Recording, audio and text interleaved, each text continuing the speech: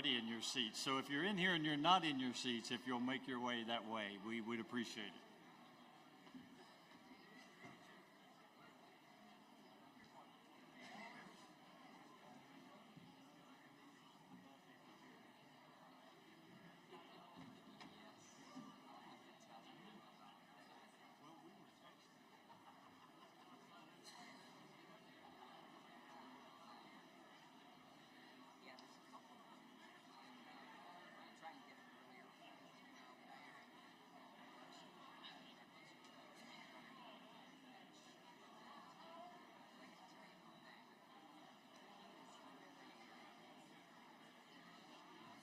Very concerned that people not, it not be spread.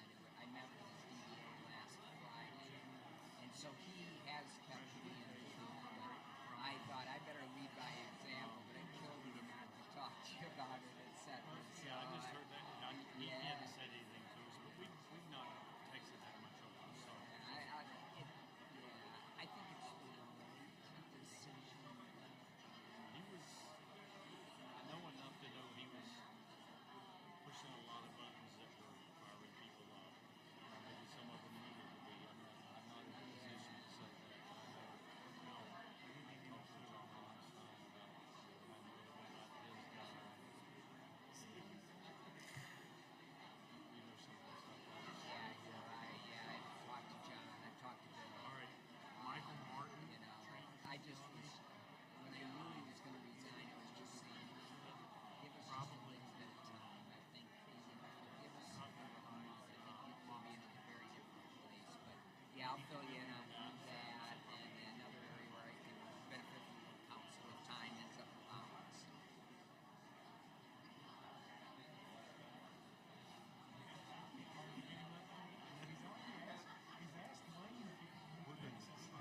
educational report will start us off after we do this first ballot. And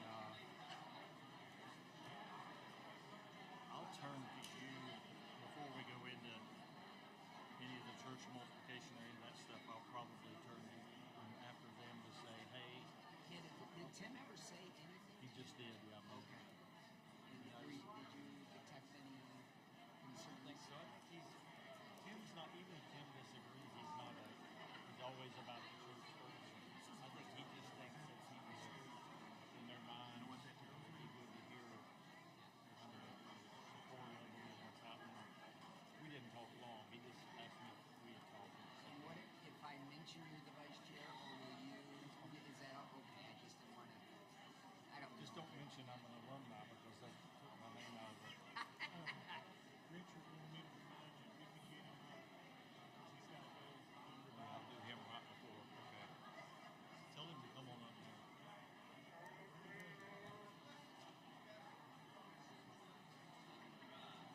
Let's get this one ballot. Okay, if you're back in your seats, if you would turn in your booklets to the very last ballot. I believe we're on page 56.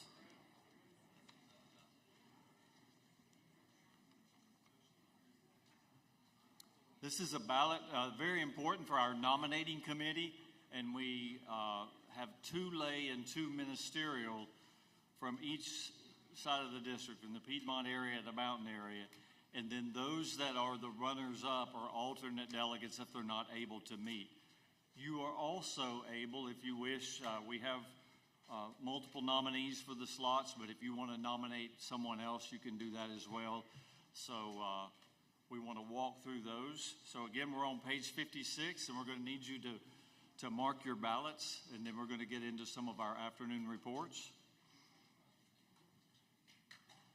Okay, Piedmont Ministerial, and sometimes we get the question, do I just vote for people in my section or my zone? No, all of you are voting for the representative, so you'll need to fill out the entire ballot.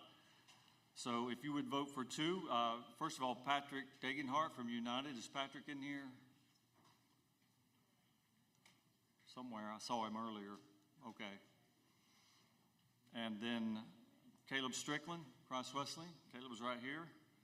Doesn't have his mantle on today. Trent Patterson, Beulah Heights. Trent's right over here. Selena Wheeler down front. So if you would mark 2 of those 4, oh, I'm sorry, before you do that, do you have any nominees you'd like to place into nomination? All right, would you mark 2 of those 4 names?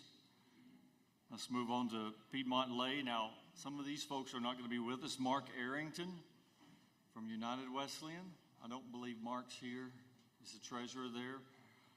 Marcia Flincham, Christ Wesleyan, right here. Laura Clodfelter, Christ Wesleyan. Laura's not with us here in conference. Jeff LaRue, New Covenant. Jeff's back there. Thank you, Jeff. Any other nominees you'd like to place into nomination? I'm not hearing any, so would you mark 2 names, please? Western Zone Ministerial. Tim Clark, Flat Rock, and we have Bethel and Flat Rock. Tim's back here. Scott Whitney. Scott's right here. Jason Madison, right there in the middle. Eric Yelton. Okay. Any other names you'd like to place in the nomination? Okay, would you mark 2 of those, please? Let's go to Western Zone lay representatives. Jan Davis Canton. Jan's back here. Bethany London, Bessemer City. I don't think Bethany's here. I could ask her pastor, but he's napping over here. Judy French, Firestone. Judy's right here. Any other names you'd like to place in the nomination? Okay, would you mark 2 there? And please pull your page out of your notebooks. I'm going to ask Richard Lohman to come, and also all those from our various schools that are going to be doing educational reporting. We're going to be getting to you just after that report.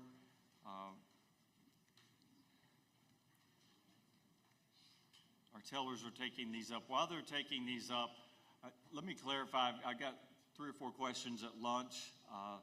You're asking about our decision as we've added an additional a district superintendent, assistant district superintendent. Neither of those positions are full-time. Both of those gentlemen still pastor in churches. What I said is we are working our way back to very soon being able to staff that with a full-time person in the future.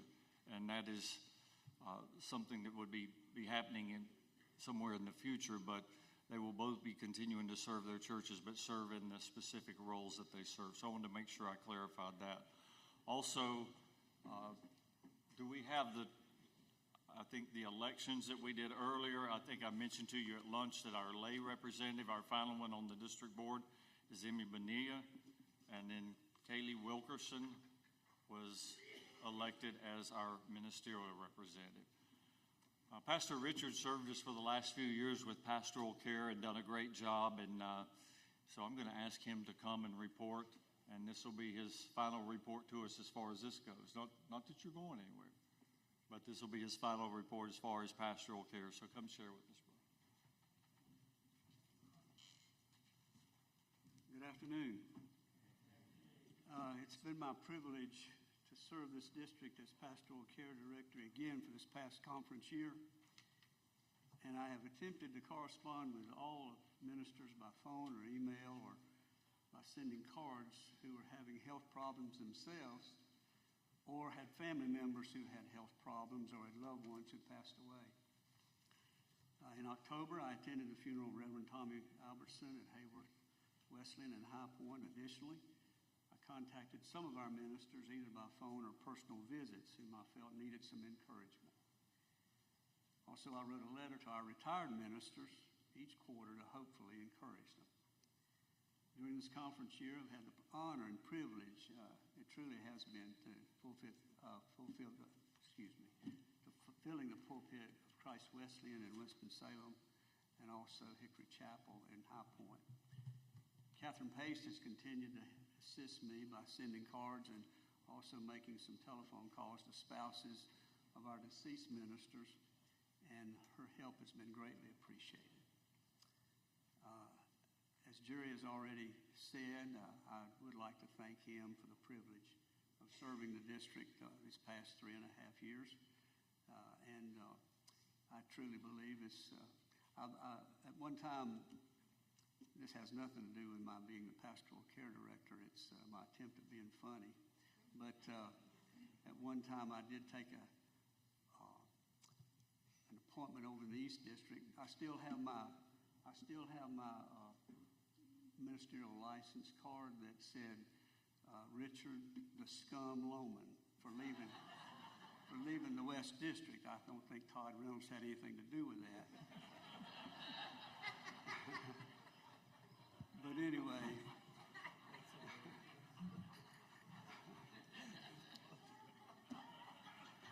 We are deeply sorry that you experienced that.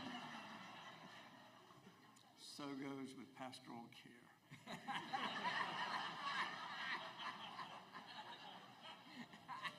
No, I'd like to say it's truly an honor to be a part of this district.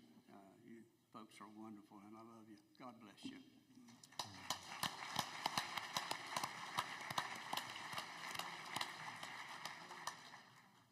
Thank you, Pastor Richard. And many of you have said to me, oh, Richard keeps up and he sees the prayer cards, and we're so thankful for that and the way he's covered that. We're going to turn at this time to Pastor Matt as our education director. We have several representatives from our schools, so we're going to turn to him at this time for guidance.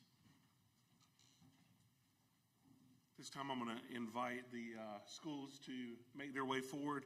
While they're doing that, my report is on page 20.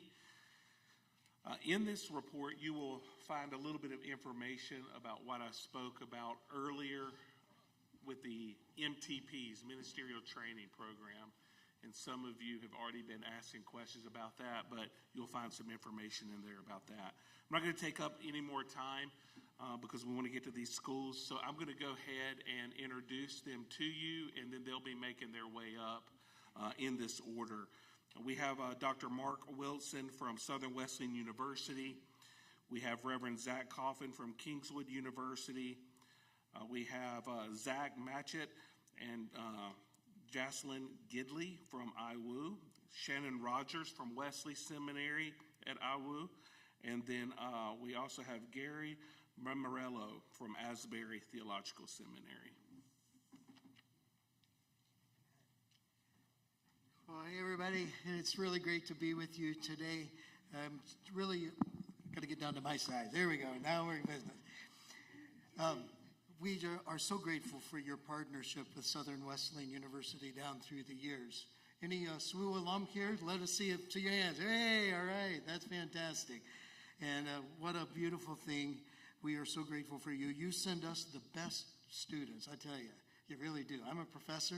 I teach in the religion department. And when students come from North Carolina West, I know that I have some really sharpies right there, right off the bat.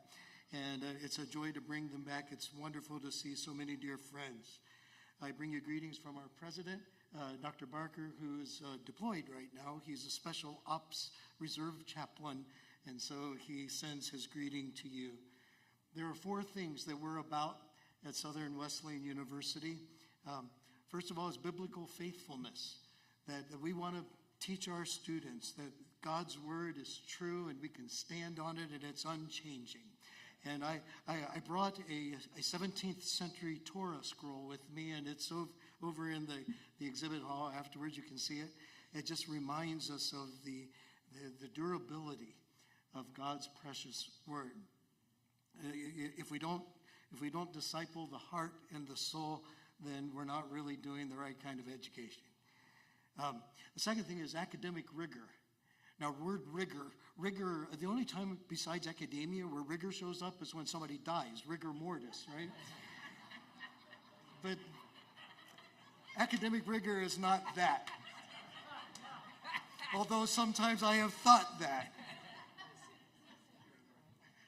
Academic rigor, just to challenge students to think. Jesus died to take away our sins, not our brains. And so we want to disciple them in their minds. Love God with all your mind. And so that's what we want to do, is to equip people so that they can think. This world needs thinking Christians, don't you believe? particularly in this culture that comes up against our values and our faith. We need people that have a good response to that. Third is vocational effectiveness. We want to see our graduates go out and actually get a job, a meaningful job that really works.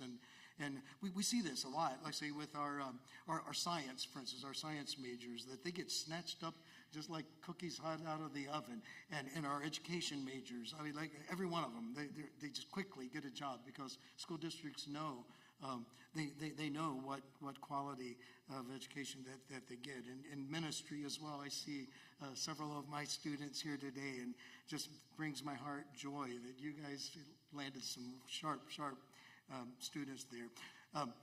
The last is financial sustainability. That we don't want students to be broke. You know, college is expensive, but it's just beautiful. They've just established a new scholarship matrix that actually is much better than it's ever been. And one thing that's really cool about that is if you're a Wesleyan pastor's kid in particular, you have a really good deal. I mean, it's 50%, but then it's stackable on top of that. And so with the new scholarship matrix, I mean, it really goes all the way up to 100%. You could get full ride. So if you get good grades, so if you have kids or grandkids, you tell them in high school, tell them to get good grades, and then they're going to do really, really well at school. Pray for us. Pray for us because, it's challenging in these days with the way, the culture is and things, and a hostility even against Christian higher education. But all those who are on the platform, we're all in the same business. If you know of young people who are getting ready to go to school, why would you send them to a place where they would teach them against Christ? Why not send them to a place where the students love Jesus and where there's a culture of seeking Christ and drawing closer to Him? That's the best way to do that. It's a great place, by the way, to find a mate too. I went off to Indiana Wesleyan, and it was back called Marion College back in that day because I got married right there. That's what it was. Anyway, it's just a real joy to thank you so much. Come visit me at the booth. Thank you. God bless.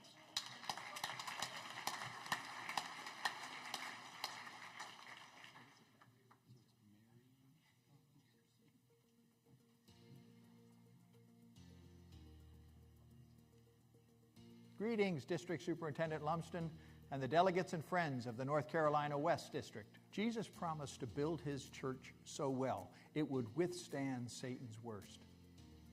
At Kingswood, we believe this, and we've made it our mission to strengthen the church by preparing Christ-like servant leaders. We do this in many ways.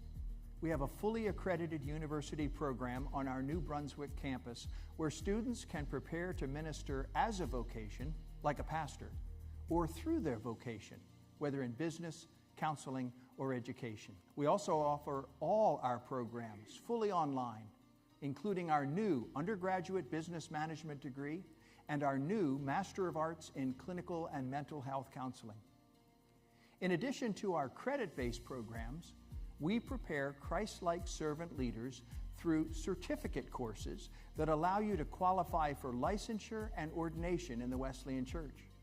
We even have certificates in Bible and theology, discipleship, and marketplace ministry for those who just want to grow their knowledge and skills in these important areas. Our latest gift to the church is Kingswood Learn.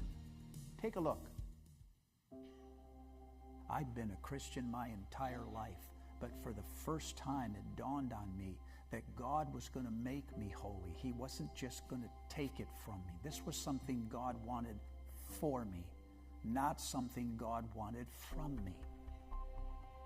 Who are we going to please? Or another way to say it is, who are we willing to disappoint? I would be a God pleaser, and that's that.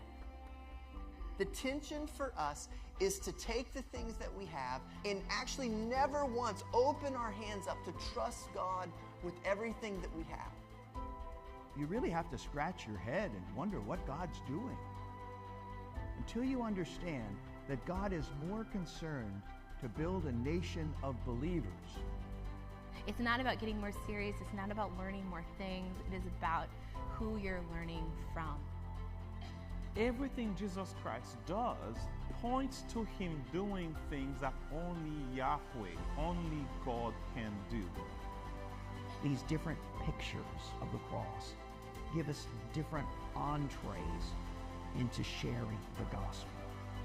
What aspect of the cross do you need to hear?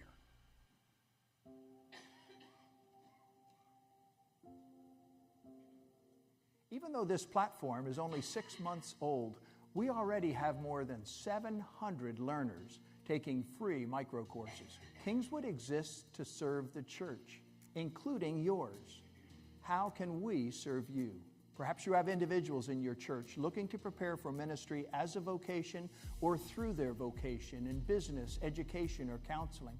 Why not encourage them to check out what Kingswood offers? Perhaps your church needs a discipleship program. Kingswood offers a variety of ways to equip God's people, including Kingswood Learn and Kingswood Extended. We can even build a leadership development program for your church or your district.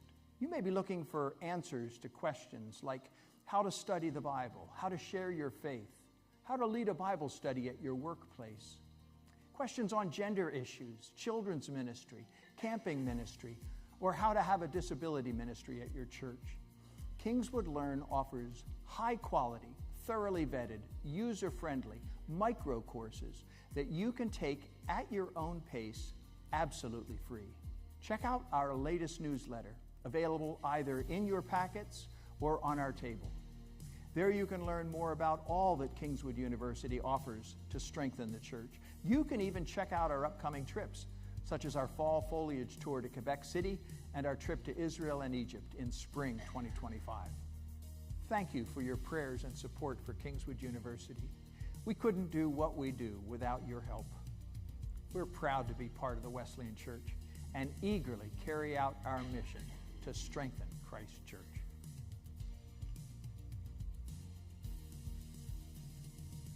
Hey y'all, I'm Zach Coffin. I serve on the board with Kingswood, and I get to help specifically with our Kingswood Learn platform. And I'm just going to take a quick second to give you a little bit more insight onto Kingswood Learn. That video was made about a month ago, so we're actually over 800 users now on Kingswood Learn. And that is a free micro course platform for you.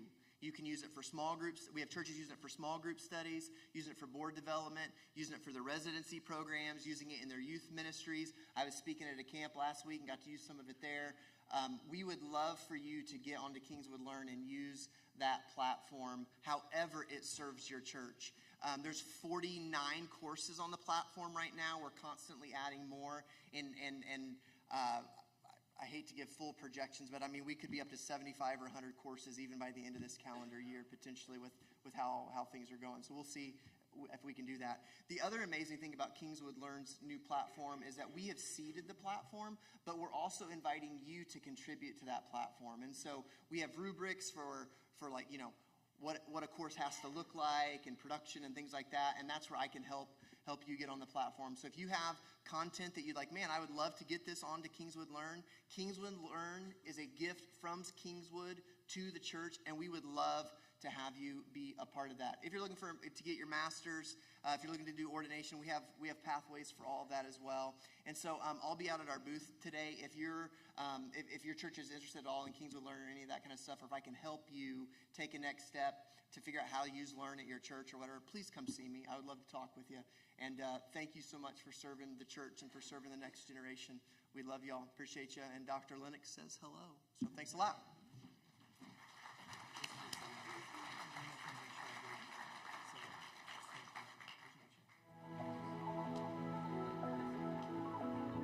Greetings from the campus of Indiana Wesleyan University. I'm John Kalaga, president of Indiana Wesleyan, located in the heartland of America, anchored by our main campus with over 2,000 students in Marion, Indiana, but also reaching a global online student community of over 12,000 students through our national, global, and seminary programs. Over the past decade, Wesley Seminary has graduated over 700 Wesleyan pastors. We also serve over 600 students every year on our main campus in Marion. We'd love to grow the Wesleyan presence on our campus And that's evident in the scholarships that we offer to Wesleyan youth and additionally to the children of active Wesleyan pastors. Each year, we give back $10 million in financial aid scholarship money just to Wesleyan families. As we look out toward the next decade or two, we believe God has uniquely called and gifted Indiana Wesleyan to look for opportunities for innovation in ministry. That is why we are launching the 21st Century Church Initiative. More details will be forthcoming, but the 21st Century Church Initiative will have several key components, like programs to help churches utilize social enterprises, integrate AI technology, and develop mental health strategies and practices. This initiative is just one example of the way we see our commitment to Christ and our desire to impact the culture intersect in our world-changing efforts. As president, I want to close by saying thank you to all the churches who support Indiana Wesleyan through their giving to the USF and EIF funds. We do not take your generosity and partnership for granted. Every day, we are on the front lines of the intersection of faith and culture.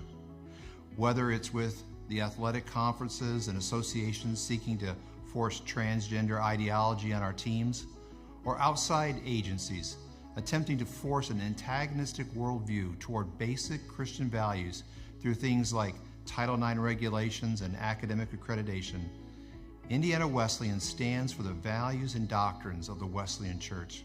We are leaning into our Wesleyan values, creatively engaging our secular culture while simultaneously cultivating thriving Christian community in all of our programs. As a result, we are producing the next generation of world changers. And while we seek to do more, we can do no less. We have a great God who has given us so much, and to whom much is given, much is required. We invite you to join us.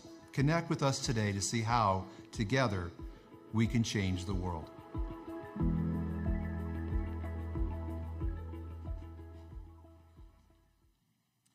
Good afternoon, everyone. My name is Jacqueline Gidley, and I serve as the Director of Alumni and Church Relations at IWU. I'm a proud alumna and actually a product of the Marian College era. So who graduated from Marian College or IWU? Met some people here, great. So we have a free gift for you at our booth in the vendor hall, and so I'd love for you to stop by and connect with you. And so I'm going to let Zach talk about another program, but thank you for having us, and we're really glad to be here today. Yes, thank you all for hosting us so well. My name is Zach. I oversee something called our Bridge Initiative. It's a strategic initiative to serve and support the local church, ministries, and nonprofits through a number of different things, degree programs that are much more flexible and affordable. You know, there's almost 40 million people in our country that have some college credit but no degree. And many of us think, well, I can't go back. I don't have the flexibility or the affordability. And we've created a way to partner with local churches to offer select degree programs in a much more affordable and flexible way. I'd love to talk with you about that. We also offer personal and professional development. You see, discipleship is not just about learning disciplines of the faith. It's holistic, it's vocational, and it's professional. And so we're offering churches personal and professional development resources as well. And we just want to serve and support congregations, nonprofits, and other ministries that are out there serving the Lord, serving His people. And I get the privilege, after 18 years of local church ministry myself, not knowing anything about higher ed and still not knowing anything about higher ed, being able to lean into the people that I got to serve with, and that's people in the local church, like many of you and all of you. So I'm hopeful that we can have a great conversation if you're interested in your church participating in this initiative, and I believe that if we steward the depth, God will take care of the width and the breadth of where it needs to go, who it needs to reach. And it's not just those that are attending your congregation, it's the community in which you serve. One of our recent church partners told me, Zach, I don't see God just changing our congregation for this. I see God changing our community through this initiative. This particular church serves over 350 children as a part of their early childhood center in the city of Indianapolis, and every family that drops their precious little one off is going to be able to have opportunities to get an education in a more affordable way. And I think that's God's vision going out into the community. And so I'm privileged to be a part of that, and I would love to talk with you if you're interested. We're collaborating with our seminary as well as our residential campus. We're aligned in our vision to reach and to support the church. So thank you so much for your time. Come talk to us at the booth afterward. My name is Reverend Shannon Rogers. I am at Wesley Seminary, soon to be the new Associate Director of Admissions there. I am also a graduate of Indiana Wesleyan University and Wesley Seminary. I want to start with just a few points and one that's very important to me. Wesley Seminary student population, 42% women. 42%. Why is that important to me? Because Wesley Seminary trained me up to be the pastor that I am now. And I think it's really important considering our seminaries probably have a lower student population of women. And I believe God calls women to serve the world in a unique way in their pastorships.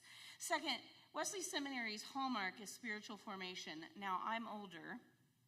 Back in my day, there used to be this phrase that pastors go to seminary to lose their faith. Anybody else heard that? Yeah? Back in my day, I heard it all the time. So we lovingly say that we force you to take spiritual formation when you're at Wesley Seminary. Why? Because it helps you with your head and heart connection while you're in seminary. Hopefully it doesn't get disconnected and you lose your faith along the way. Number 2, it helps you to focus on your own soul care while you're in seminary. And number 3, it translates into how you minister to other people when you're at Wesley Seminary. The other thing is that Wesley Seminary was formed for practical ministry practice. You come to seminary, or most people come to seminary because you're going to serve in ministry. I would guess, I don't know what the percentage of students who come to seminary to actually eventually be faculty. I'm guessing it's really small. So you come to seminary to learn and to be trained to be better pastors. And so our coursework is integrated.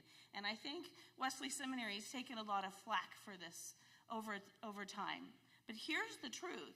If you come to seminary, aren't you coming so that you can apply what you learn to your ministry practice? Wesley Seminary is still academically rigorous. Ask those of us who've been there. But we are very focused on helping you to digest what you're learning and to apply it to real-world ministry. Not 2 or 4 years when you're done, but right now. Because you're probably still in fact, you have to have a ministry context while you're at Wesley Seminary. Number 3, I gained a lot from faculty investment in me as a student at Wesley. And that was a very important component of my education there. Number 4, we offer all Wesleyan pastors a significant discount. And number 5, we offer you a pathway to ordination and licensing. So thanks for your time today. Come see me, alumni. We have a gift for you. Thanks for having us.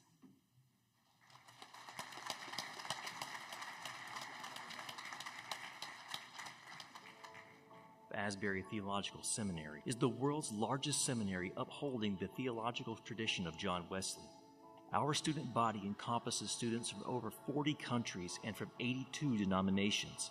Throughout our 100-year history, we have had well over 13,000 graduates. Our alumni are serving the cause of Christ through 149 unique denominations on 6 continents, in 79 countries, and in every state in the Union.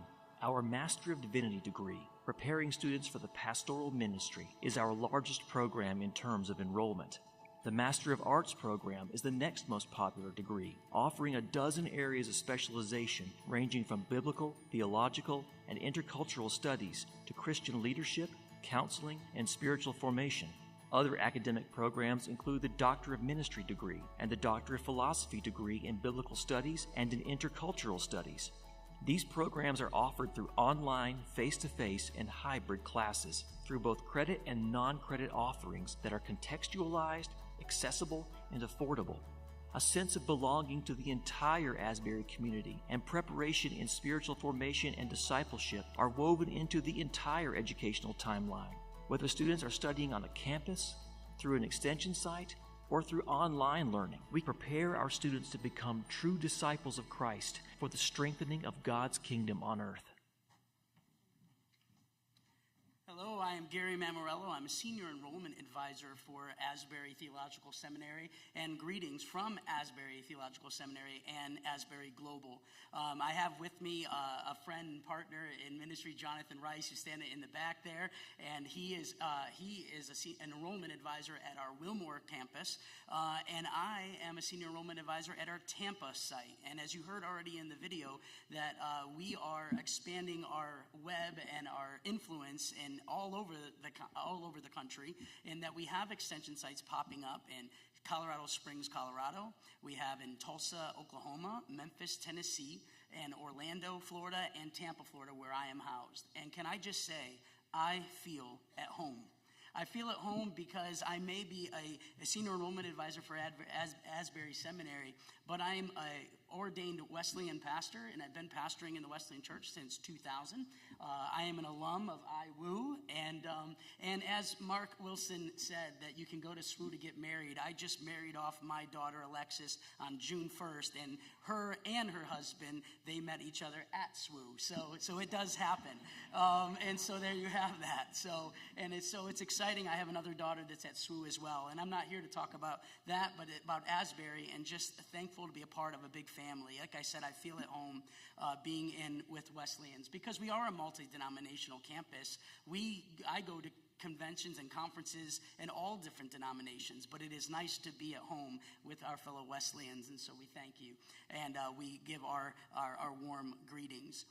As you've already heard, we have extension sites all over, as I've shared, and we have 3 ways you can get an education at Asbury. You can do it in the residential campus at our Wilmore site in Wilmore, Kentucky, or you can do so as fully online, where some of our degrees are fully online, as well as in our hybrid format. Our hybrid format is such that it is 80% online. You start the degree online, you end the degree online, and somewhere within that semester for 2.5 days, you do an intensive with the professor, with the students in your class at one of our extension sites or at our main campus in Wilmore, Kentucky, whatever site is closest to you and that class is available. And so, as I said, I'm out of the Tampa site, and so we get to see faculty and students come into our site when classes are in session, and we get to just share in those moments together. And so we really are, again, casting a wide net. I just wanted to actually close this off by reading our mission statement.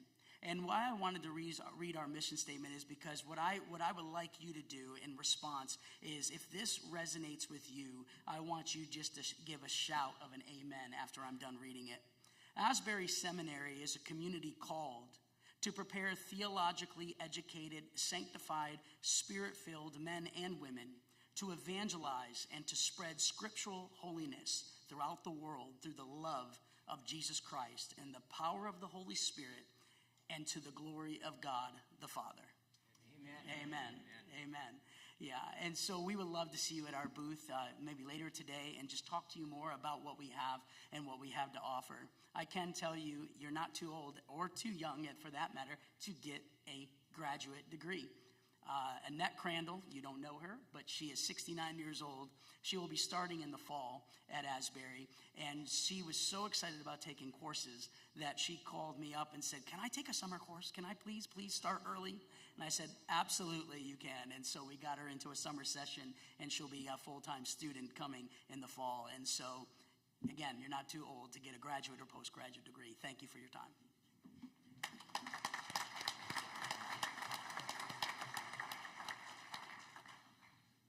As you can see, we have multiple opportunities for you to share with your church, those who are interested in studying for the ministry. These are opportunities for them to pursue those ordination classes. And so can we just say another round of applause or thank you to them? They traveled a long ways to be with us. Thank you very much.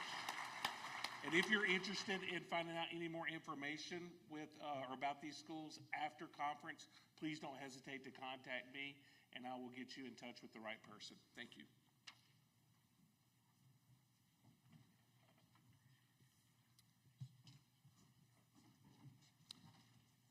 I want to thank our guests again for being with us.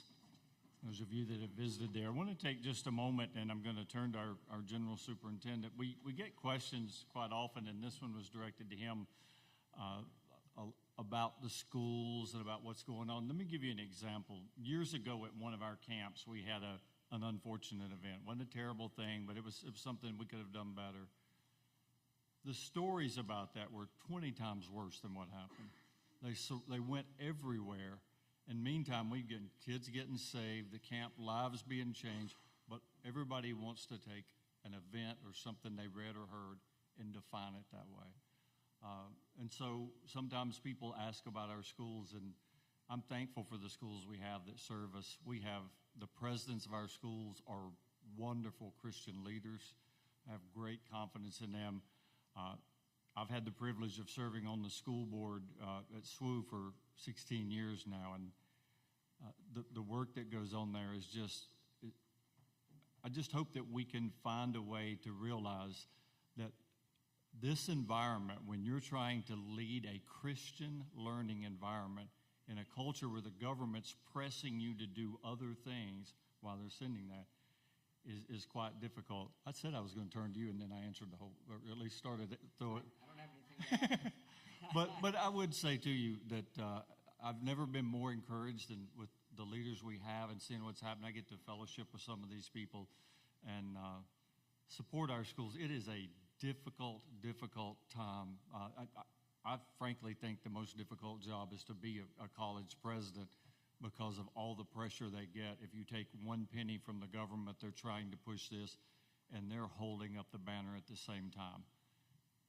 That was warming you up. You ready to go now? Whoa. Well, thank you, Jerry, for your comment. And in addition to being vice chair of the general board, you're also vice chair of one of our educational institutions, Southern Wesleyan. So thank you for your service there. I would agree. I've said for years that being a DS was the toughest job there was. But you think a college president maybe has a tougher job? I believe so. Yeah, it is a challenge.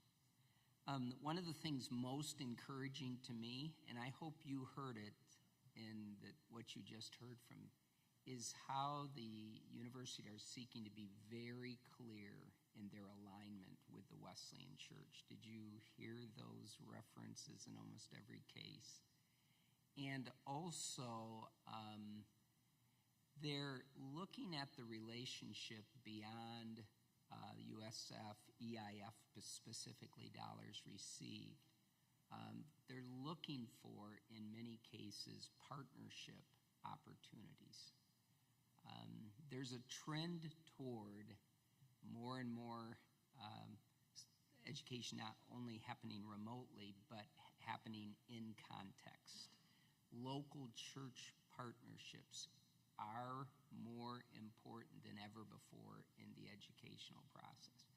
You know, that's one of the reasons, Matt, that I'm really excited about the emphasis given to your new role and some of the discussion about districts partnering together or districts along with our educational institutions partnering together.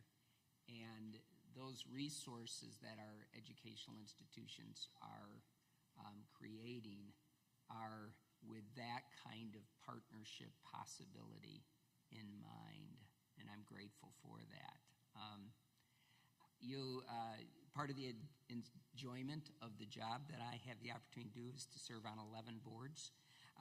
So I say to people when I retire, I won't necessarily volunteer to be on a board anywhere for a while. And I serve on all of our educational institution boards, so that gives me kind of a seat at the table. I don't make it to every board meeting every year. That's just become impossible. But I do make it once a year, at least, to every one of our board settings educational institutions. I also am privileged to have conversations on a fairly regular basis with our presidents. And some of our presidents have a long history within the Wesleyan Church or within Wesleyan holiness types of backgrounds, as would be the case with John Kulaga, who comes from the Free Methodist background. Others do not have those backgrounds, and so some of our conversations have been very specific about that. And I'm delighted that in the two current that would not have a long background in the Wesleyan and holiness traditions. That would be Wayne Lewis, who's the president of Houghton University, and it would be also Bill Barker, who's the president of SWU. In both cases, they have used a phrase very similar to this. When I came to the university and came to a Wesleyan, a fuller awareness of the Wesleyan Church's stand, it feels like home to me. It feels like, yeah, that's what I was looking for. I just spent some time on the phone with Bill Barker. He is on deployment right now, and every once in a while I'll get a call from him. He'll get a call from me. We've had an opportunity to pray specifically for each other in various areas, etc. And so I'm thankful for that prayer partnership. And Wayne Lewis, who is our president at Houghton, has just been crystal clear on the commitment of Houghton to the Wesleyan Church and to the partnership that's ahead. I was just up there to speak at their commencement. They appreciated the 12 minutes I shared. I think I went over that. So, but Wayne didn't look at me with a side eye, so I was, yeah. I did, yeah, right.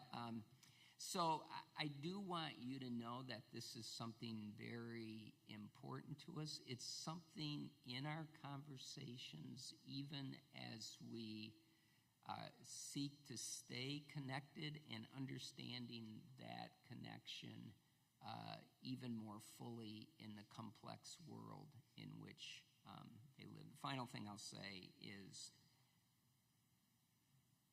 when there is a residential program, which is the most expensive program in most cases, it does give the opportunity for 24/7 discipleship. And I have to say that when that coincides to the age stage in life where so many key decisions are being made, so many key relationships are being formed, as we heard with the marriage comment, I do think there is a case to be made for a lasting value in that. So if you, have concerns related to your specific institutions, I will tell you I get those concerns every once in a while. Not as much, quite frankly, in the last year as it has been before. I'll just be really blunt. It'll probably kick up in the election year again. That's one of the things that, I don't know if any of you, the rest of you have observed, but things come out in the general election year that aren't necessarily related to the church, but it kind of sets a certain tone and concern in the culture, and that often is the case. But many times those are unfounded concerns, and at other times I'll say, tell me how your conversation went with them. Were you pleased with the answers that you received? What was lacking in that? And who might be the best person to be of help in that conversation? I do believe it is value many times to pick up a phone and make a call and ask the person that's close.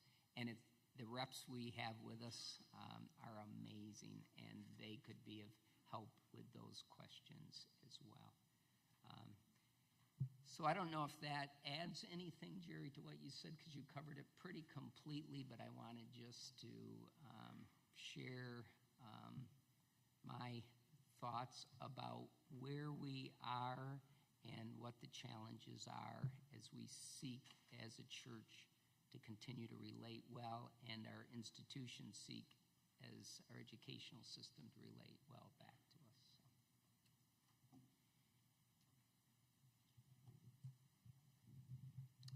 Thank you for that. And there are several of us that serve on some of the college boards. If you ever have a question, we'd rather answer questions than hear you pass along something you heard somewhere else that might not completely be the story.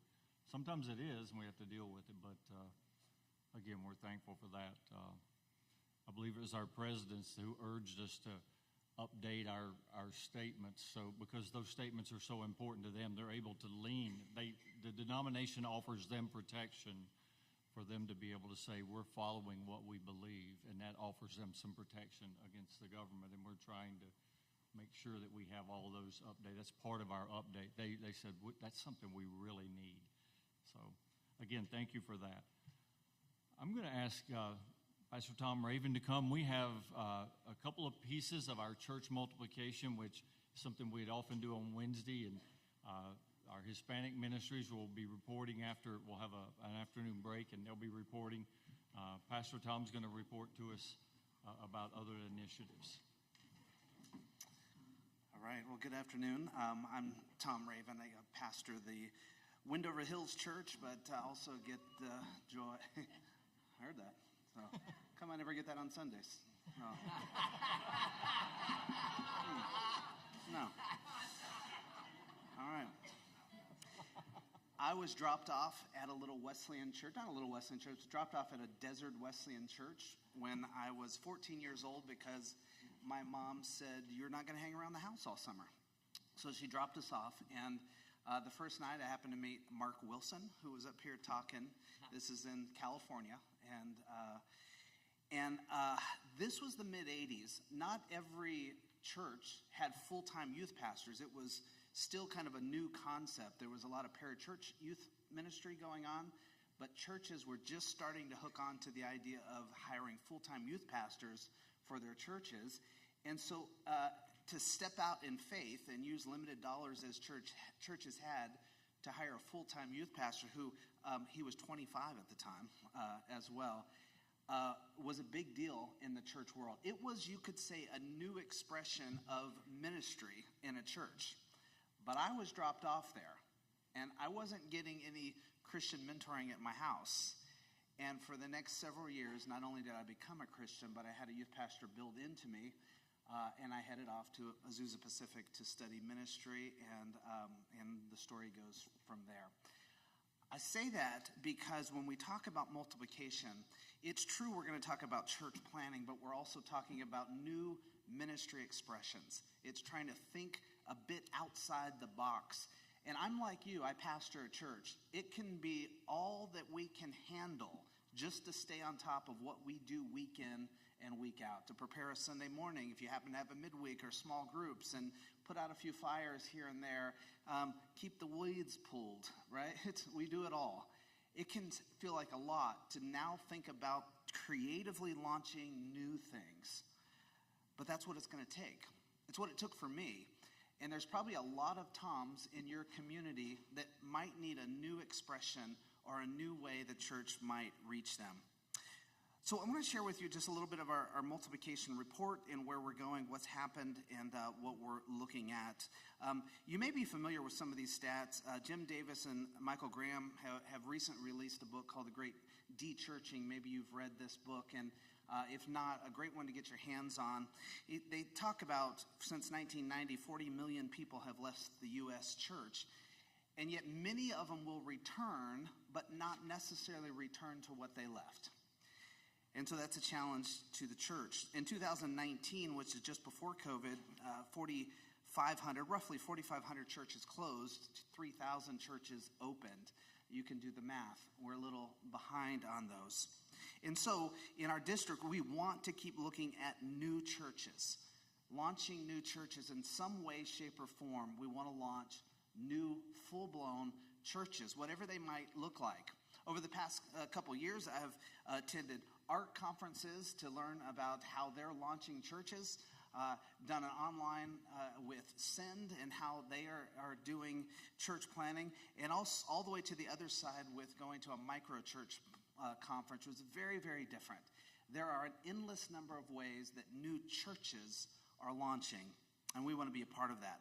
But there's also new ministry expressions, new kind of ministries, new styles, or new ways, or just new programs, new thoughts all the way around. And so all of this we're learning and want to incorporate into what we're doing. Here's what I've learned, as it's been reported already. Money's not necessarily the problem in our district. If you heard our treasurer report, that's not a report on numbers. It was a report on mission. That the dollars are there and the dollars are designated to be able to do this. But as it's also been said, we're having a hard time finding those who feel the call or who have felt the call but have yet to raise up to the call for new churches or new church or ministry expressions. So over this coming years, we want to launch strategies on how we can lean into this. Now, last March, we launched Salt Community Church. Maiden was the church who felt an itch to launch something, to use their resources, their property, their finances to launch something new. We hired a church planner who came and a great assessment at the time and launched Salt Community Church. They've been in existence a little over a year now. They've grown from 0, because the church planner knew not one person in this area when they came, to about 60 people on a regular attendance basis. Now, it's true we hit a little hurdle in that our church planner is abruptly left and not there. But this past weekend, Jerry was at that church, and they had 60 people in worship as summer has started. That's a church who has a strong resolve to say, we're a church now, and we're going to keep going as a church. Over the course of the summer, several of you are already lined up to go to preach there, and it may very well be that the Lord tickles your heart as you preach and you meet those people to say, you might be the person God's called to be at that church. And so we're very confident in what God is doing at Salt Community Church. I also want to thank Tim Smith and his connection there, and that's been such a blessing for the church and has given good mentoring and wisdom to that church as well. And so they'll continue on. One of the things we were feeling was a lacking in our urban areas is understanding how urban church planning might work. And so we had the opportunity to connect with Troy Evans, who you might know leads Nitrogen, which is an urban church planning network. And I had the opportunity then down at Exponential to sit with him. Now, Troy can go a mile a minute. And so we sat for about an hour and a half, and I just fell in love with what they were doing and what was happening. And knowing that we have significant urban areas that need that type of mentoring and coaching on how we might launch urban churches. And so we have partnered with Nitrogen initially on a 2-year commitment with them that they would come and they would actually be mentoring and helping our existing urban churches, as well as helping us strategize and recruit and assess and train up new church planters and new leaders who can do new ministry expressions. And so that is already happening. It's already in place. The first kind of assessment period is happened initially with 2 of our churches. One is existing, one will be launched here at a later date to be determined. Daryl and Lakeisha Williams lead the Core Church, you might be familiar with already, in Charlotte. And then also we had this opportunity just to kind of, a little bit by chance, connect with Antoine Headsmith. And it's been such a joy to get to know him. And as he's walking through the assessment process and getting accustomed to this, looking to launch Replenish Church Charlotte in the near future, I wanted him to come up and just introduce himself to you. Thank you, Tom. Good afternoon, everyone. Truly excited about being here today. And as Tom stated, I connected with him through Troy Evans and the Nitrogen Network. I'm also grateful for the opportunity to be a part of the Wesleyan Church and also the North Carolina West District.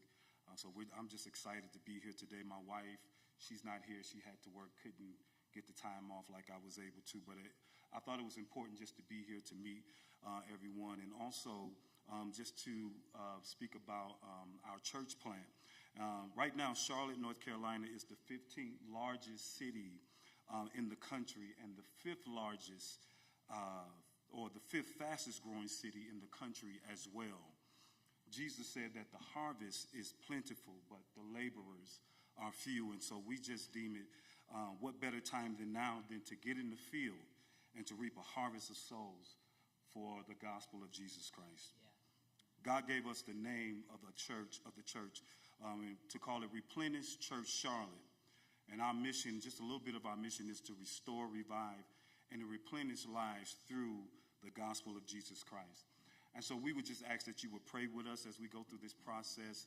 As Pastor Tom said, we are in the middle of the assessment process. My wife and I are set to go through the marital process assessment as well, counseling. And so we're just excited. And again, we just ask that you pray with us, that God gives us wisdom as we move progressively forward towards planning in this great city of Charlotte, North Carolina. Thank you for your time.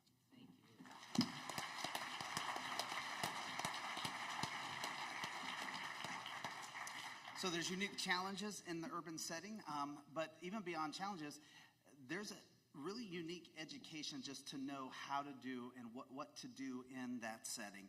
And so we're excited about that partnership with Troy Evans. And it may very well be that your heart is stirred that way as well, in some way, shape, or form, to be connected with one of these new churches that might launch, and we'll give you opportunities. Our goal is to launch 3 to 5 urban churches, and those to be planted by 2028. And that's what we're working with Nitrogen to recruit leaders, to train up leaders, and to launch new churches in urban settings. Currently, we're looking in Charlotte, but we recognize that there are some other urban areas that we can look around our section of the state.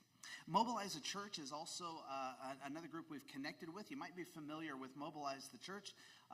John Weist is who we're connecting with, and this is an organization that does all kinds of multiplication efforts, but we're going to lean into the idea of helping pastors on designing discipleship-based environments within their church. And when we say that, we mean building up disciples who know how to multiply themselves, know how to multiply disciples. And so that's what John does on his side of Mobilize the Church. And so Pastor Jerry has already talked about Live Sent. So we're going to be offering a 10-week cohort in the fall, which walks through the Live Sent material.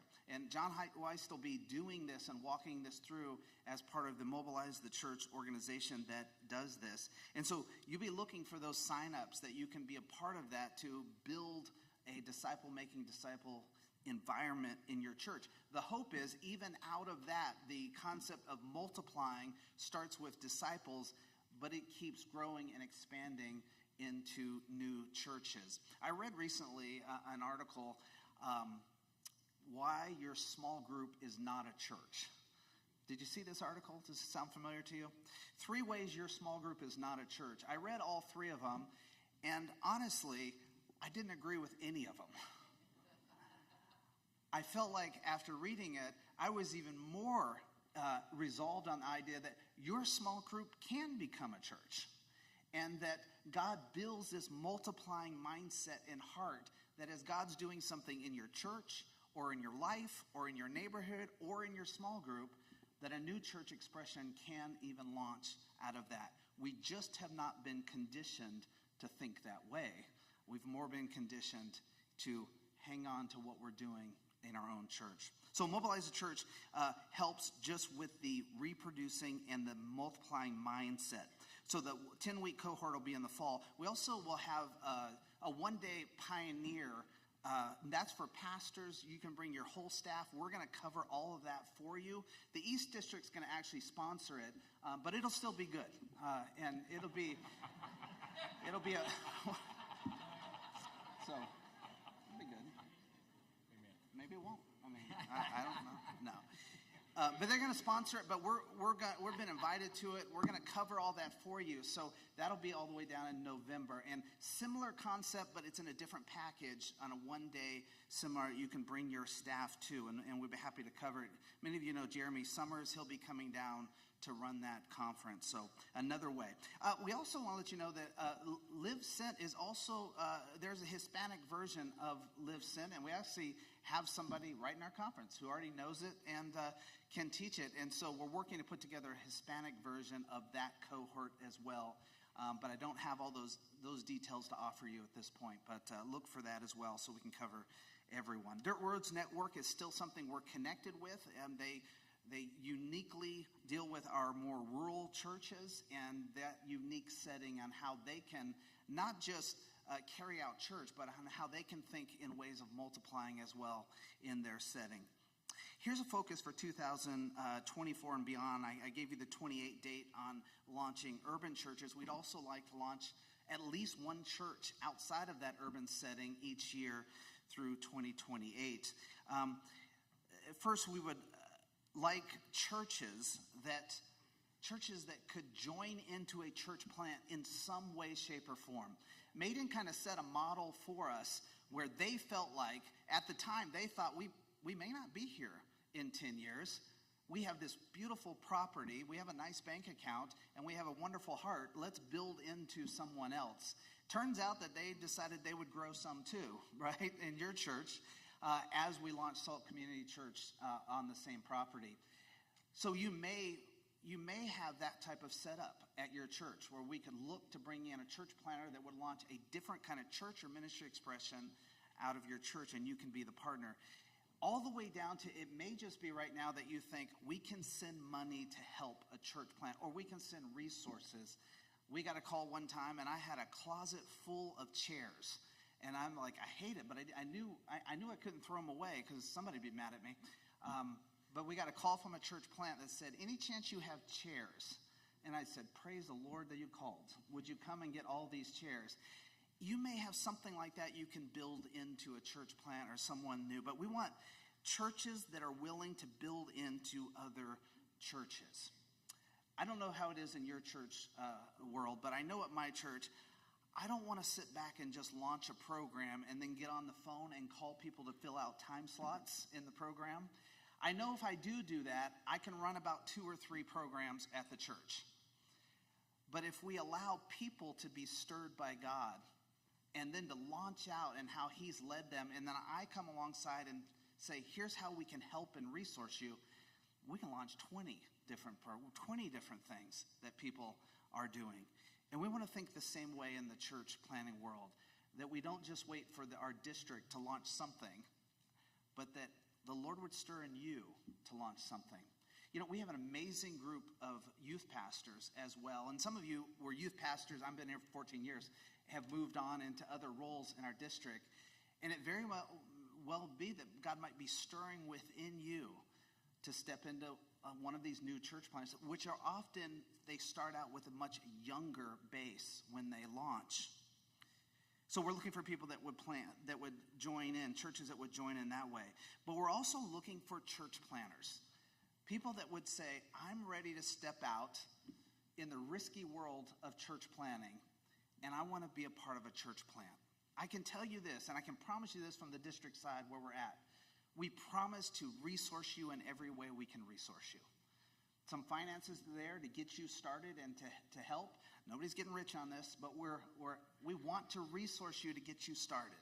We want to get you to the right training and have the right mentors and the right coaches for whatever context and whatever style of church you might launch. That's our commitment and our help to you. In fact, I say often, my job with the district is not to tell you how to do something, to tell you, you should church plant this way, you should do it this way. My job is to resource you to do what God has called you and led you to do so that you can do it well. And so it may be that you're ready to step out into one of these either new church plants or a new ministry expression, and we want to help and resource you in that way.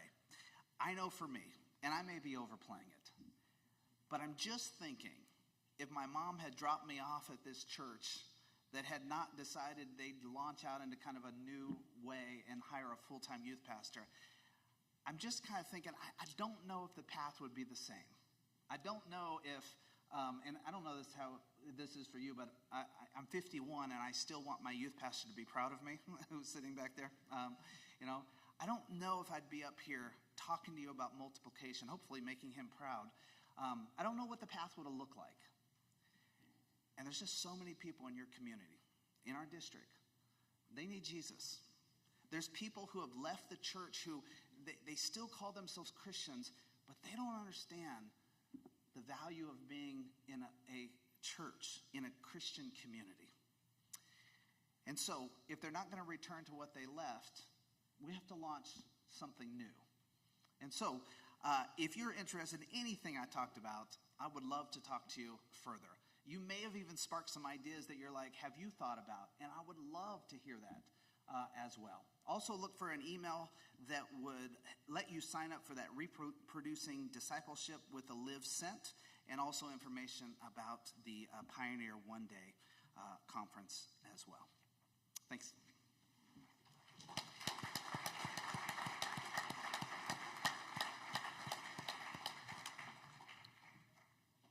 going to ask our spiritual formation director and our kids ministry director and treasurer, if they'll make their way to the stage. We're going to have those two reports coming.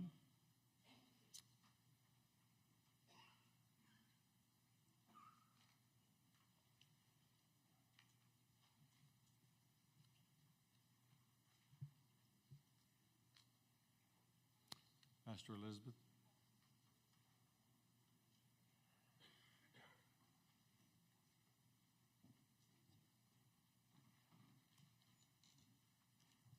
Hello.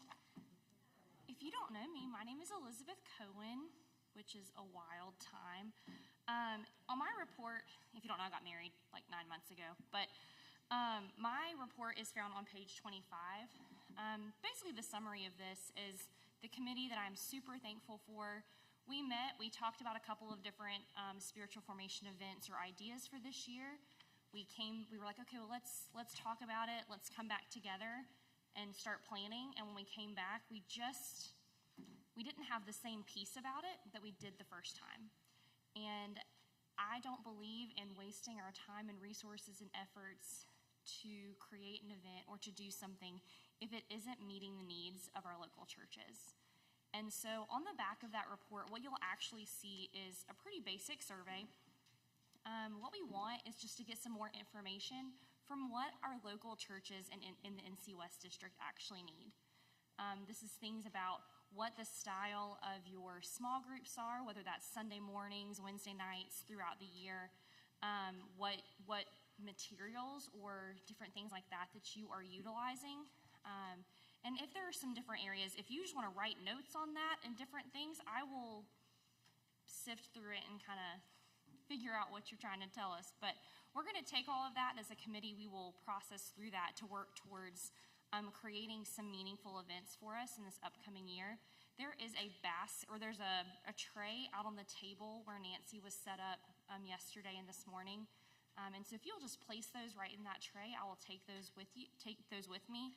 If you are really just dying to keep my report and you don't want to turn that in, there are some extra ones underneath that tray if you want a blank survey. So thank you so much.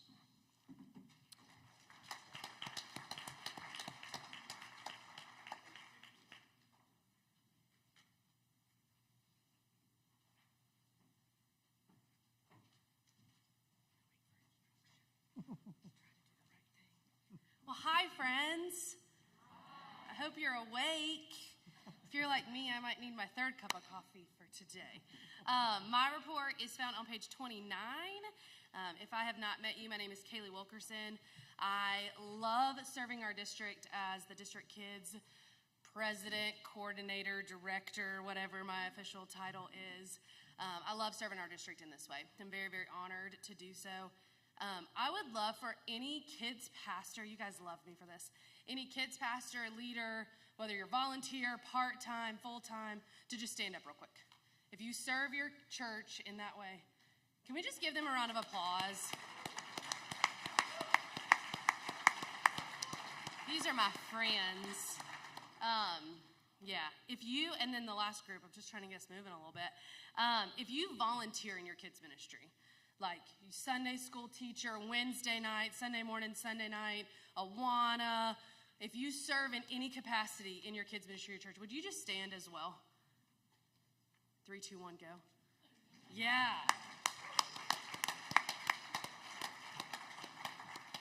Thank you guys. Seriously, those of you who just stood, because I believe that our volunteers, our disciple makers of our kids, they're the foundation. Right? Like they're the foundation of our kids' ministries.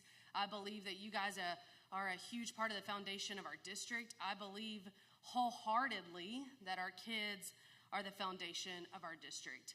I remember little Kaylee Wilkerson, well, I wasn't Kaylee Wilkerson then, little Kaylee Frazier sitting at the altar at kids camp in High Point when I was 8 years old. I would have never thought this would have been what my life is now.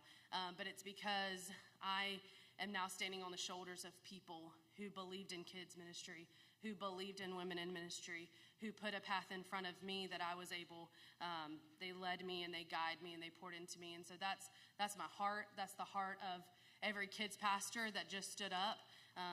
We just want to equip the next generation. And so I'm very thankful for district leaders who understand that, who have a passion for that, who lead us well in that.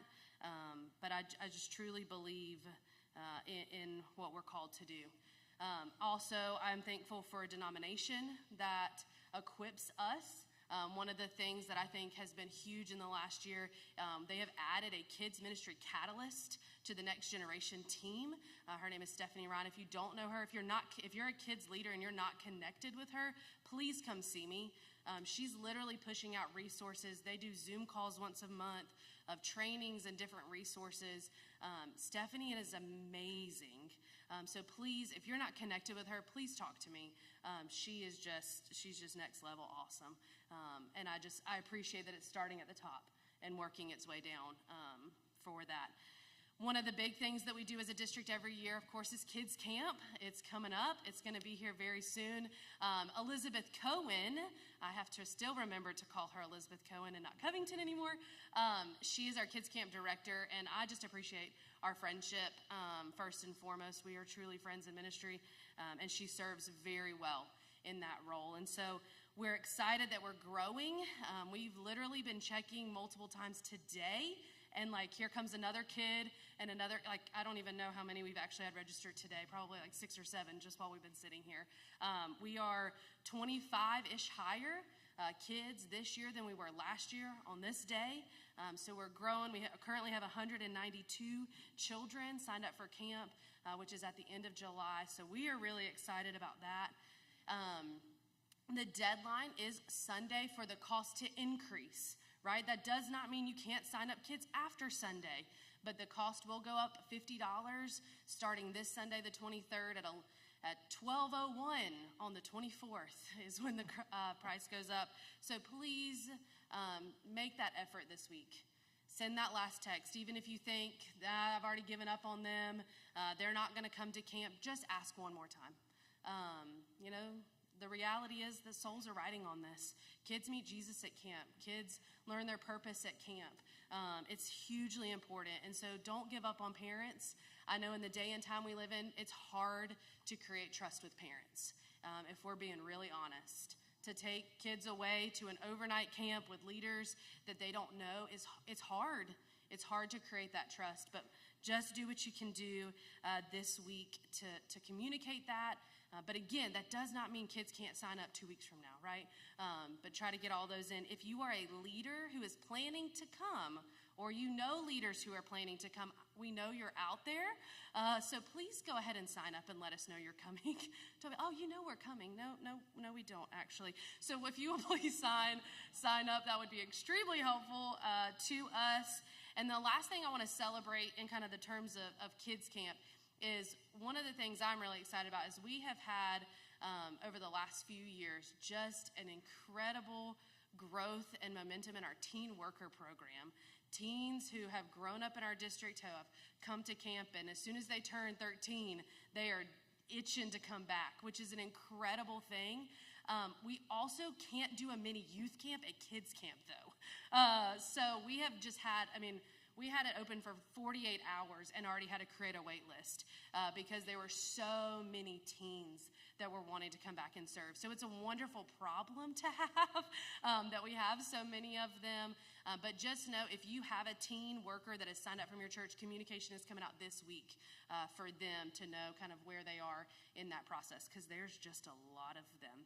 But they're high quality leaders. Even from the 13-year-old middle school boys that you think don't have anything going on up here sometimes.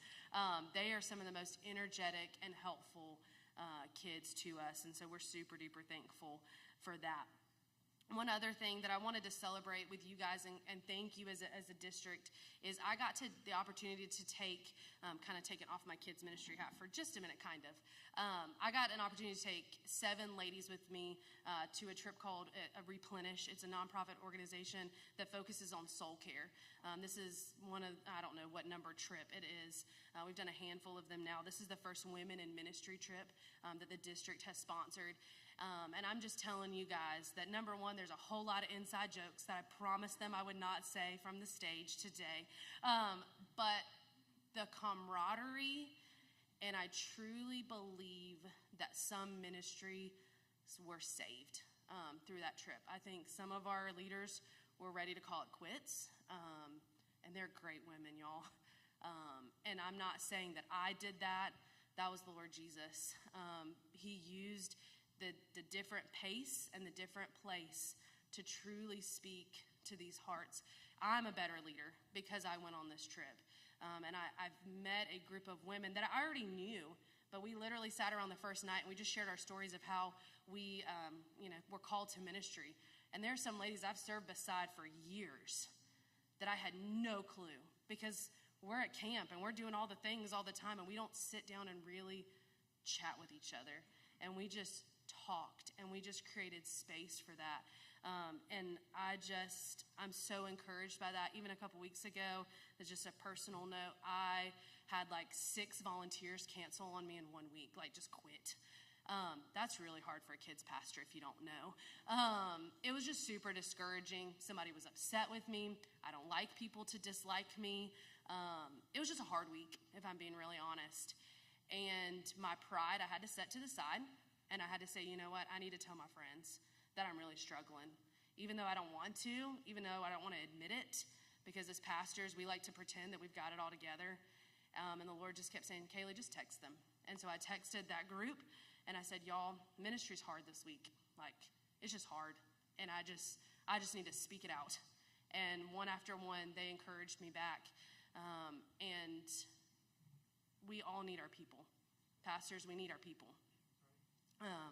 Y'all, we can't do this by ourselves. Whether you're in kids ministry, youth ministry, connections, lead pastors, I don't care who you are in this room, you can't do it by yourself. We're not called to do it by ourselves.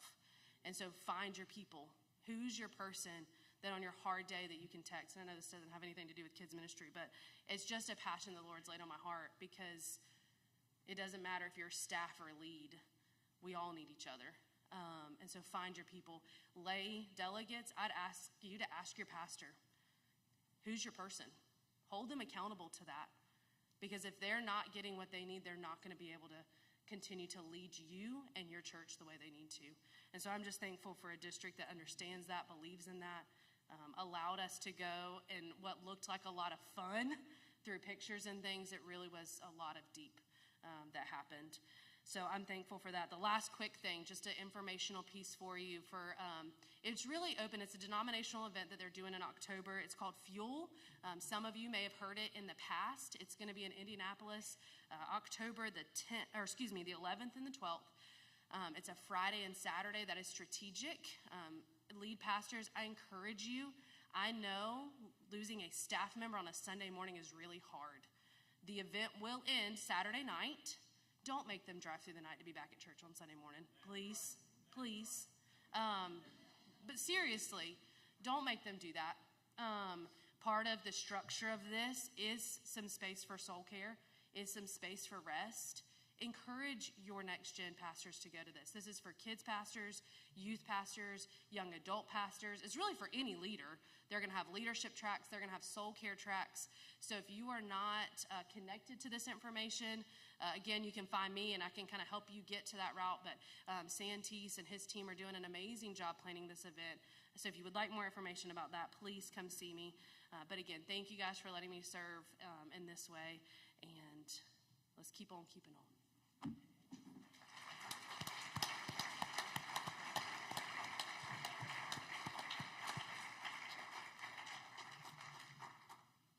Now we're going to have the other half.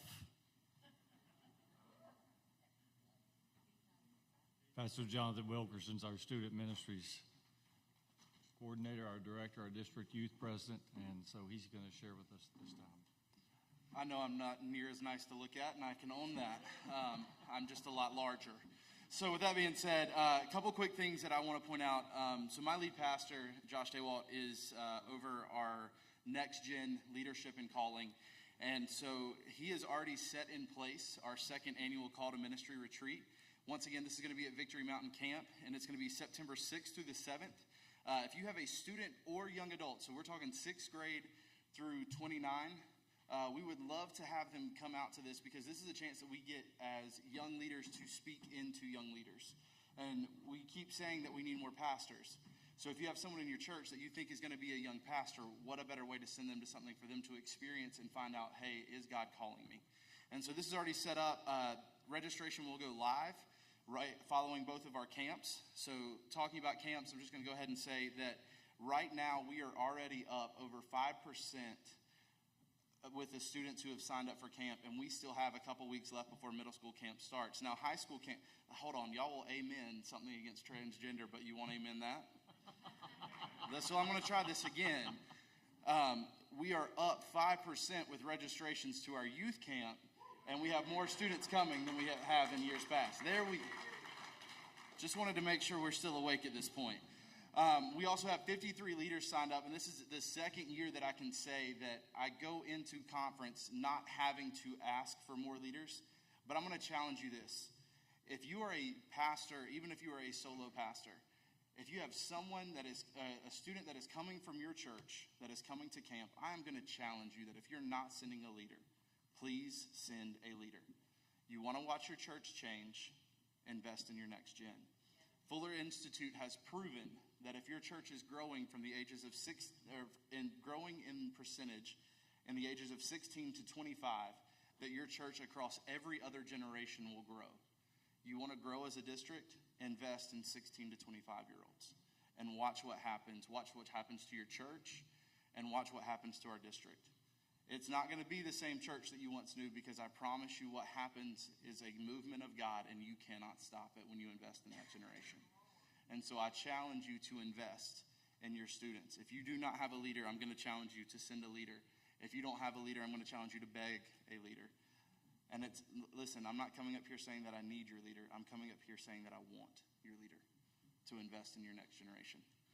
Also, with that being said, I cannot thank this district enough.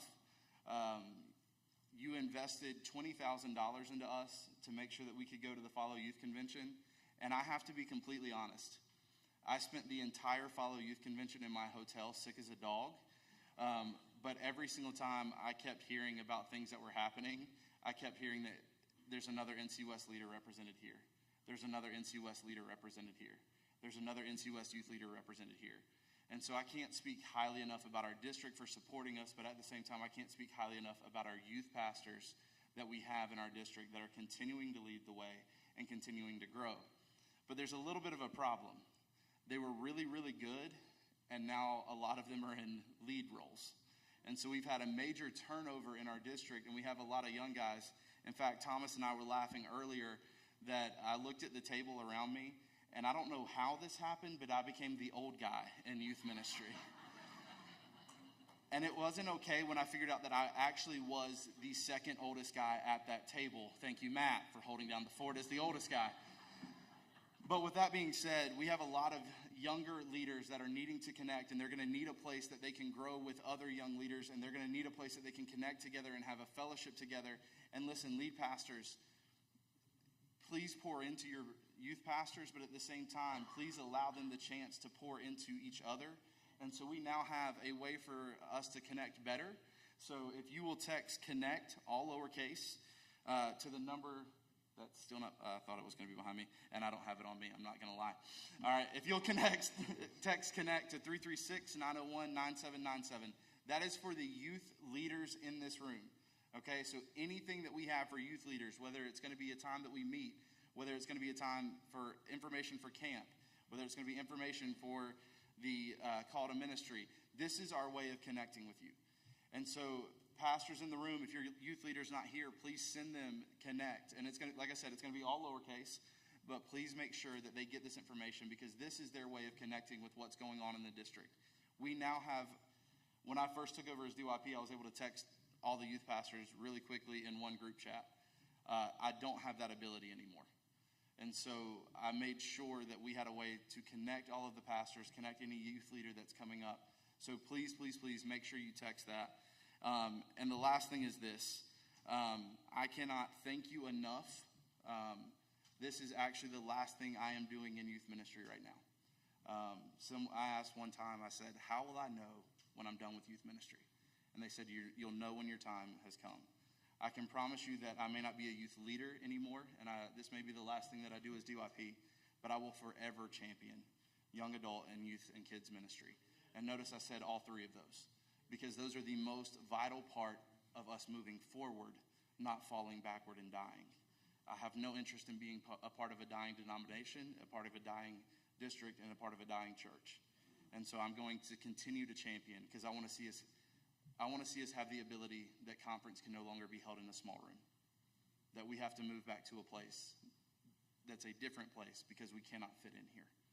I want to see us not have a problem in bringing up pastors. I want to see us have a problem in not figuring out how many churches we're going to plant. And I truly believe that happens through the next generation. I cannot thank you enough for your support. I can't thank you enough for your support of your student pastor, your local church. And once again, thank you so much. It's been a privilege and an honor to serve as DYP.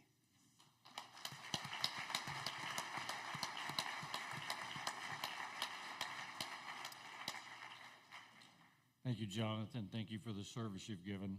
It's good to see you made it down the steps unattended. We say this every year, and you've seen from the reports in our booklet that our youth and kids ministries and camps, they deal very well with funds as well.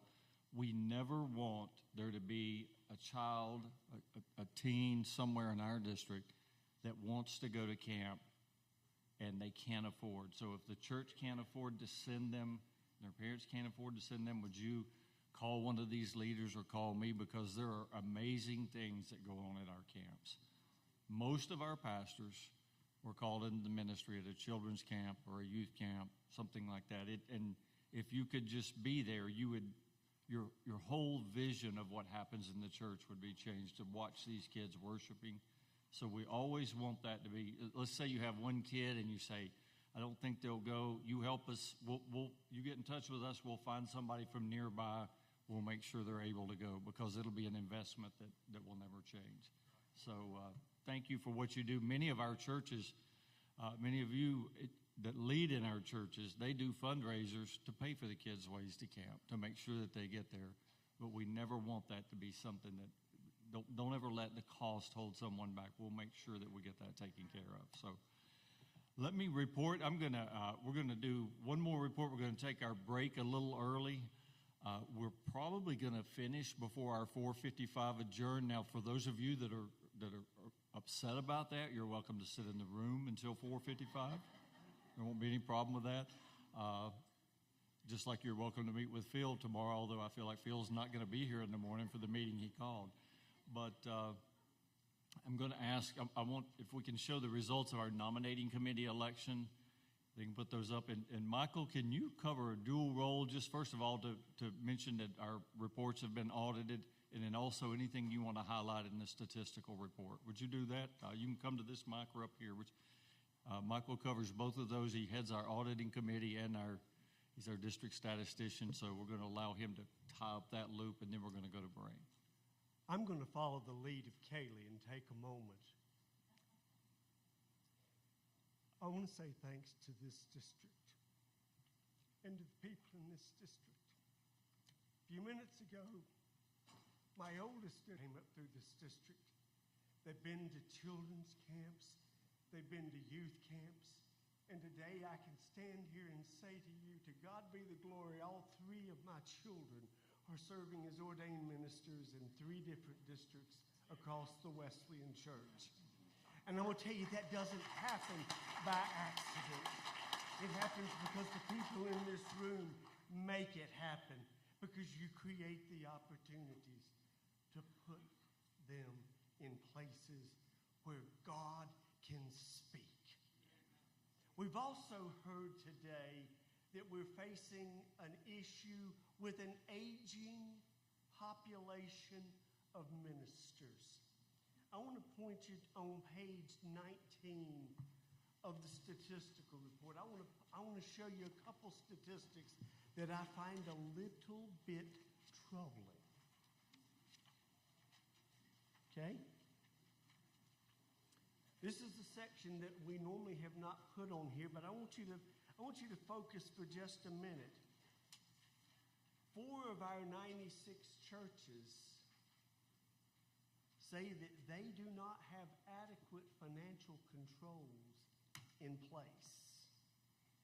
That's a recipe for problems. Pastors, I'm going to ask you to go back and look at your statistical submission.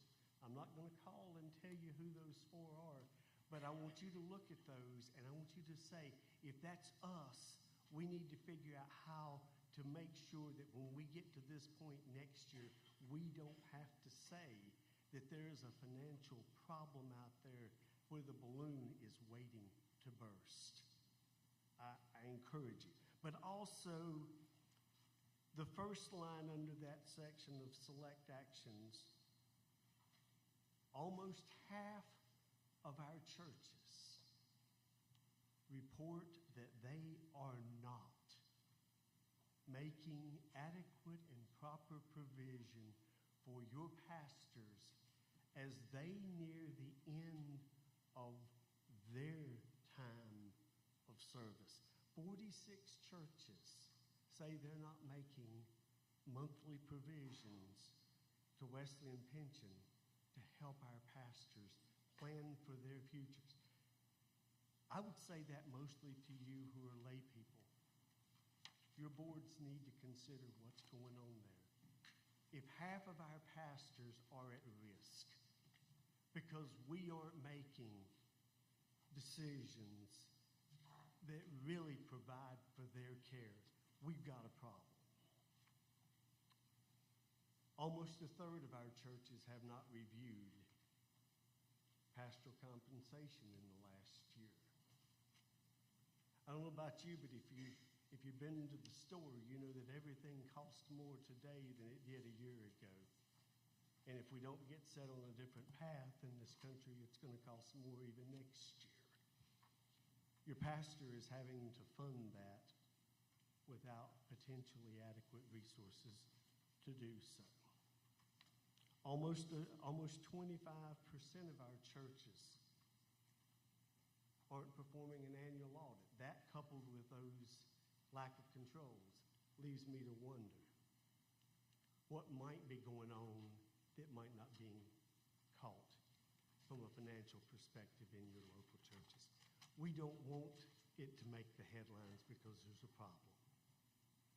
We've had a great year statistically, but I wanted to share with you at least a concern about some of the things that I see that are near and dear that can get you in trouble and can put your pastor on a path of being in trouble when one day they are trying to step out of that role of ministry without adequate resources with which to do it. And as Jerry asked, I will also tell you there should have been a one-page report in here that said the 3 financial reports that are in here, both the children, the youth, and the districts. All of the reports have been audited and found to be in order. And I thank you for all that each and every one of you do. Thank you.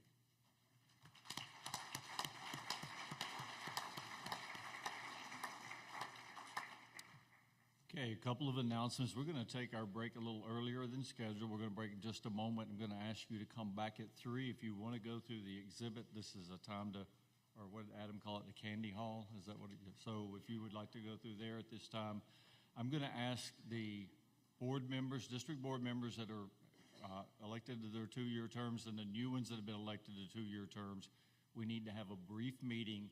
We're going to have it immediately when we adjourn to go to break. And we'll be right over here in this corner. It should be between 5 and 10 minutes. We have a couple of things that we need to care for. So if you've been elected to the board or you're already serving on the board, you were in the first of a 2-year term, would you get there quickly? That way we won't have to wait everybody to get there, and then you'll have some time for break too. So after 3, we're going to be hearing our reports about what God's doing in our Hispanic community and our churches, meet some of our new pastors. So when you come back from the break, we'll do that and wrap up a couple of reports and then be ready to make sure we adjourn in time for dinner to then be at the ordination service this evening. So we're adjourned until 3 o'clock. Thank you.